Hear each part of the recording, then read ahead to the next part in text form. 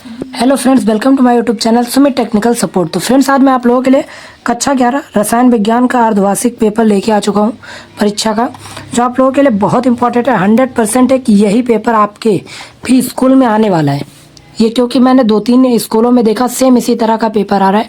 Paper में थोड़ा बहुत चेंजेस हो सकता है, बाकी क्वेश्चन सेम इसी तरह के होने वाले।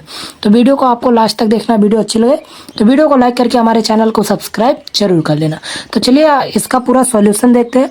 और चैनल को सब्सक्राइब इसलिए कर लेना क्योंकि मैं आपको सिर्फ रसायन विज्ञान का ही नहीं, भौतिक विज्ञान, इंग्लिश, हर सब्जेक्ट के, आप चाहे 9th 11th 10th 12th किसी भी क्लास में, सब सब्जेक्ट के आपके मैं पेपर सॉल्व कराने वाला हूँ।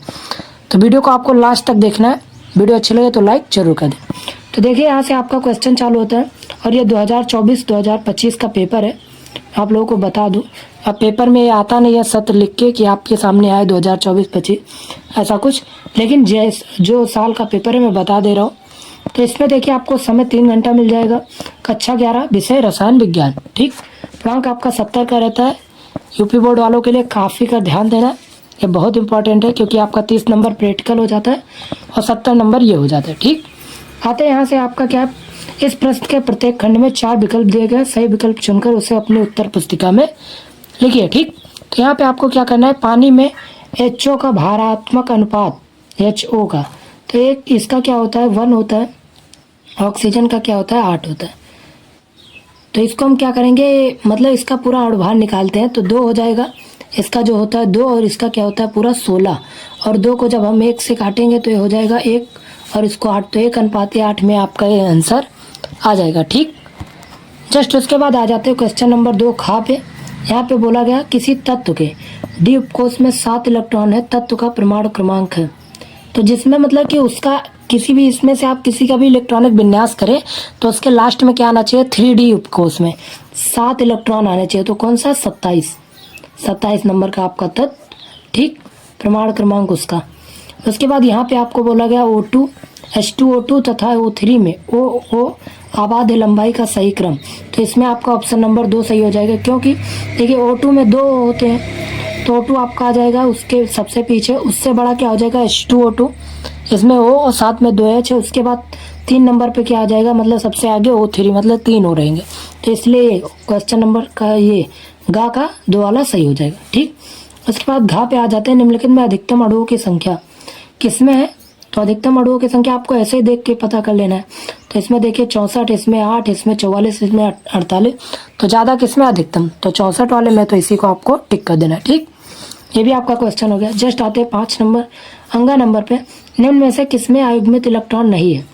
अयुग्मित इलेक्ट्रॉन, इसमें सब में अयुग्मित इलेक्ट्रॉन है और ये सब क्या करते हैं, रंगीन आयन भी देते हैं। और Zn में क्या होता है कि ये अयुग्मित इलेक्ट्रॉन नहीं होता, इसीलिए किसी विलयन में घोलने पर इसका कोई भी मतलब विलयन का रंग नहीं बदलता। तो इसके लिए इसमें अयुग्मित इलेक्ट्रॉन नहीं होते। अगर अयुग्मित इलेक्ट्रॉन किसी में होते हैं तो उसका क्या हो जाता है, कलर जो होता है वो चेंज हो जाता है, ठीक।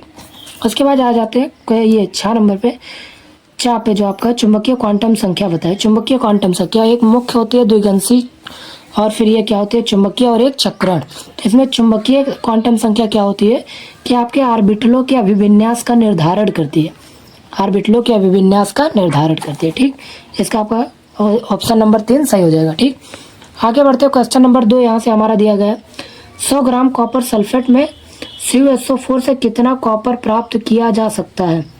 तो इस क्वेश्चन को आपको कैसे करना है, पहले आपको इसमें 1 ग्राम का निकाल लेना है। तो इसका मुझे लगता है 63.54 होता है, और ये बोला 100 ग्राम के लिए तो 63.54 इंटू 100 कर देना, और बटे में टोटल करेंगे तो इन सब टोटल का निकाल लेना, क्या मोलर द्रव्यमान इन टोटल का, तो 159.63 ऐसे कुछ है।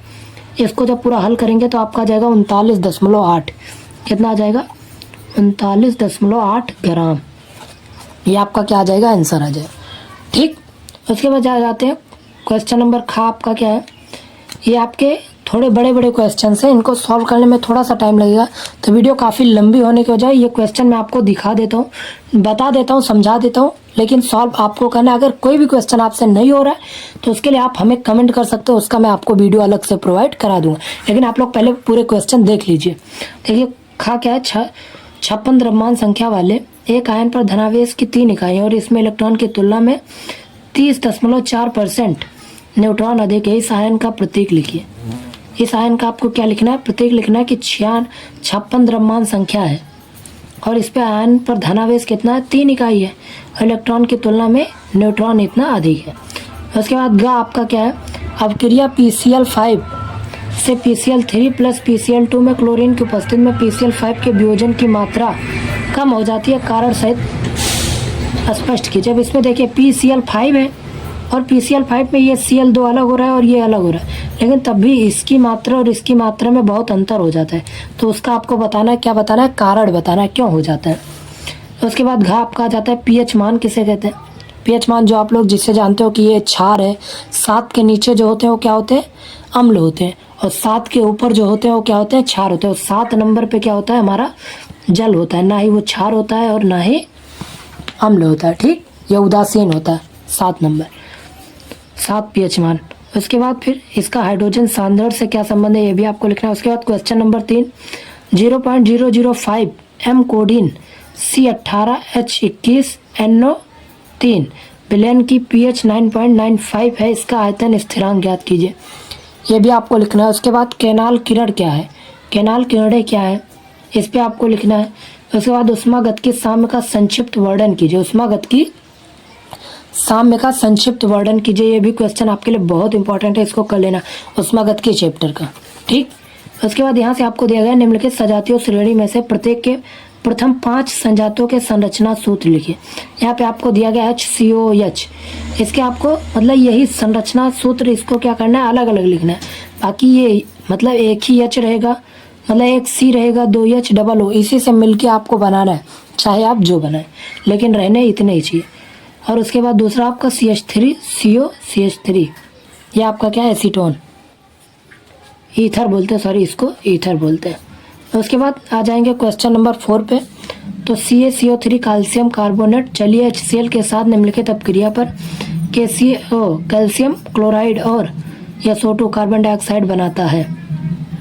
तो इसके लिए आपको क्या करना है? यहाँ पे क्या इसमें जोड़े? CaCO3 प्लस HCl से CaCl3 plus SO2 plus H2O। इसको आपको क्या करना है कि अपक्रिया लिखना है। उसके बाद आ जाते हैं पीछे। तो यहाँ से हमारा चालू होता है ये बड़े क्वेश्चन, जो आपके यहाँ पे देख लीजिए। 0.7 MHCl के 25 ml के साथ पूर्णतः अपक्रिया करने के लिए CaCO3 की कितनी मात्रा की आवश्यकता होगी? ये आपका पीछे वाले क्वेश्चन का है। फिर खा पे आ जाते हैं। जब हाइड्रोजन परमाणु के n बराबर 4 ऊर्जा स्तर से n बराबर 2 ऊर्जा स्तर में इलेक्ट्रॉन जाता है तो तरंग दैर्घ्य का प्रकाश उत्सर्जित होगा। इसका मान आपको लिखना है। फिर संयोजकता आबंध के आधार पर H2 अणु के विचरण की आप व्याख्या कीजिए। ये सारे क्वेश्चन मोस्ट इंपॉर्टेंट है, मैं आपको बता दे रहा हूँ, पूरे क्वेश्चन आपको देख के जाना। फिर He प्लस स्पेक्ट्रम के n बराबर 4 n बराबर 2 बामर संक्रमण से प्राप्त तरंग दैर्घ्य के बराबर वाला संक्रमण हाइड्रोजन स्पेक्ट्रम में क्या होगा? ये भी आपको, ये श्रेणी का आप लोगों को पता होगा।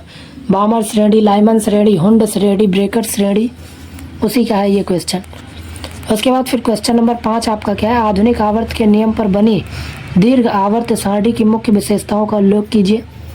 तो इसमें जो दीर्घ आवर्त सारणी बनी है वो परमाणु क्रमांक के आधार पर बनी है, जो आधुनिक आवर्त नियम है।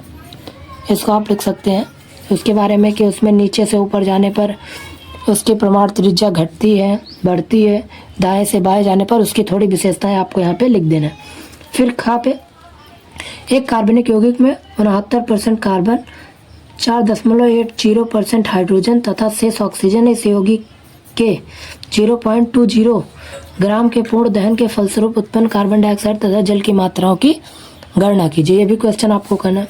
मैं फिर बता दे रहा हूँ, अगर आपसे कोई भी क्वेश्चन नहीं होता आप लोग कमेंट करिएगा, तो उसका सॉल्यूशन आपको जरूर प्रोवाइड होगा। लेकिन उसके लिए चैनल को आपको सब्सक्राइब करना बहुत ज़रूरी है। मैं अभी बोल रहा हूँ, आप लोग चैनल को सब्सक्राइब करके वीडियो को लाइक जरूर कर देना। फिर यहाँ पे अनुनाद संरचना लिखना है इनके। C6H5OH, ये क्या है? Phenol. C6H5NO2 nitrobenzene, CH3CH CHO, तो इसमें CH3 मेथिल हो जाएगा और CH डबल बॉन्ड है CHO, तो ये क्या हो जाएगा?